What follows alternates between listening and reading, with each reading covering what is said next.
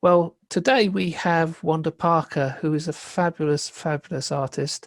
And we're going to go through and talk to Wanda and also share with you some of the brilliant artwork that she's created in a lifetime career in art. So firstly, I'd like to ask you, Wanda, you're leader of the Pastels group for the Ravenshead u3a. Can you tell us a little bit about what you've done with them? As I say, I don't know when it happened, but I joined the U3a at Ravenshead when that became available. But there were lots of watercolour groups, and somebody suggested another medium. And I love pastels, and so some people said, well, I've never done pastels, I'd like to have a go.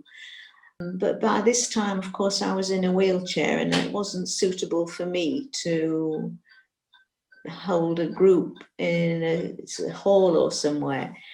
And I'd got a hobbies room, a studio, and we could have 2 or 3 people at a time. And that's how it works out, because I have 3 groups of 3, like Lionel, Mary and Hazel, that would sit around the tables and share the joy of actually painting, and we stimulate each other into ideas. Let's move on to talking about your early talent as a young child and running through how you got to develop and hone your skills. My first school report when I was 4.5, 5, it had got 3 items on: reading, writing and art. I'd got good, good and excellent. But then, age 12, I won the Milk Dairy Festival and a prize, and somehow or other, with my mum being widowed, I ended up with being funded for a school trip to Paris. Whilst other people looked at cathedrals and des Invalides and places like that, I sat outside and sketched. And we did a project from Paris, and I eventually ended up with being awarded a book, The City of Enchantment, Paris, The City of Enchantment. I really must read it sometime. And then when I was 16, I started art college, Mansfield Art College, but only on a Saturday. And my headmaster suggested that I didn't continue with art because he thought I wouldn't make a career out of it. So I didn't. I ended up doing sciences and ended up as a nurse, which eventually, by the time I was 40, I was a staff nurse in theatres. But I never stopped art.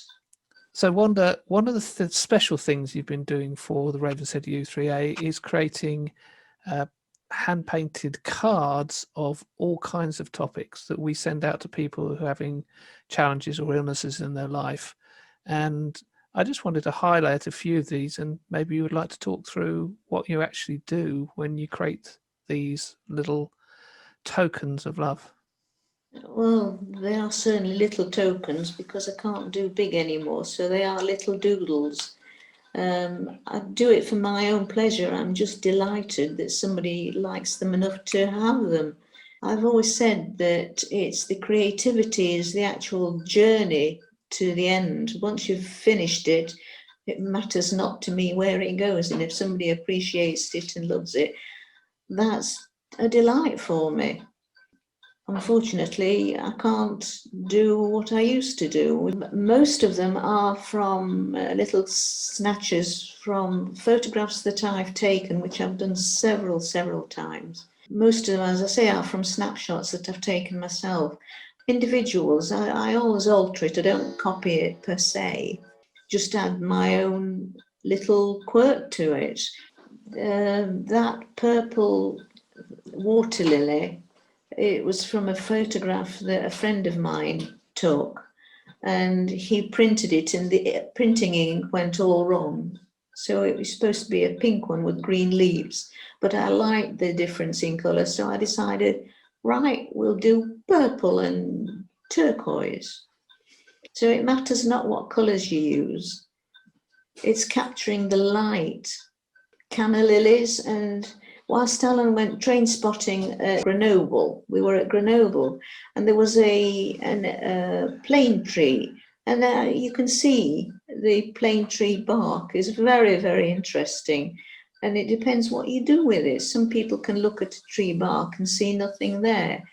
But I think when you've been painting, you look more and for colours, shapes, and you can see and abstract it if you wish. You can do anything you want. The people that have brought me flowers, a bunch of daffodils, double daffodils. Joy Machin brought me that, and we sat and sketched it together. Hazel inspired me to do the meadow. She liked to do meadows and poppies. So I encouraged her to do poppies loosely. They're the orchids that Alan bought for me when I had my operation. He said he was going to promise to look after me as much as these orchids. And that's one of the first orchids he grew for me. Hellebores, which we planted, and they're self-seeded. And Trish Tootle has got that picture that I donated to her because she liked it. That is early one morning when I was going to work. So I stopped the car and took some snapshots on my way. It was quite a challenge to do that, to try and get the frost looking, and I think it looks cold. Oh, that's the French cockerel, and the swan was at a little village called Vertus in France, and the swans were just showing off to me. And I think Joy's got that picture. My niece is a photographer and she lives in Australia. She's actually sent me a photo of that. They're the three, well, last of the summer wine, really. That was on the Scilly Isles. My niece sent me that photo because she took it when she went on her travels to Morocco. Chap in Glasgow, a street dweller with his velour duvet, his pillow, his Bible, his radio, his bottle of wine, his can of Stella, his baguette, his pack of cigarettes. And he looked as happy as Larry. That badminton champion, our next door neighbour, Cody, that was a picture actually that Alan took of me sat on the rocks avoiding the spray. But I decided I didn't want a picture of me, so I turned that into a smaller person and a child. That was a very private picture that I didn't, this is the first time it's been shown to anybody but the family, because that's my great niece and her love of her life. So that was their wedding present. Hazel and Les the biochemist who we met in France, and Hazel, which I wanted to do Hazel because I think she's the most beautiful lady, and she didn't like it. She said she was far too severe. These are all put together pictures from France. La Palise, and Eguisime, and they're the three musicians that I turned into a little card. The drinking fountain, that was a tiny little village called Pujols in the Languedoc near Lodève. And the next picture is Colmar. It's lovely looking at things you've done because it just reminds you what you've done. The little picture on the right is a corner of a hilltop village that was totally derelict, called Pochabon. I just love stonework. And the chap in the garage is looking to see how the timbers were built. That's Colmar. And then one next to it is in Burgundy, a chateau, a vineyard called Montsally. That is silver and hydrangea and fruit. That is a picture that Joy challenged me with. So she did it in watercolor, I did it in pastels. And this market stall is in Saint-Marcel, again in south of France. That is Loch Malacky in Scotland. I did two pictures of that. This one is at 10 o'clock in the morning, and the one when I'm sat opposite it at the minute, it's one at 10 o'clock at night. That's a meadow and the lie of the land, which is all bauxite and iron ore down in the Languedoc region, Roussillon. I think that's either Le Havre. That's in the Le Lurg, again near Lodève. That's in the Lake District, A Path to Nowhere. That was an oil painting, not a pastel. And it was one of Alan's colleagues that did a lot of walking. That was from a window in Salasque, where we used to stop at a little pigeonnier. And that is, I did two pictures of this cat, which was on a wall near Windermere in the Lake District. And horses. I used to get commissions to do their horses, because horses are, they're actually huge, and sitting in a wheelchair to get the right angle for a horse, that was quite a challenge. They're the Kelpies at Falkirk, yes. I put the water splashing on them, then it's not there.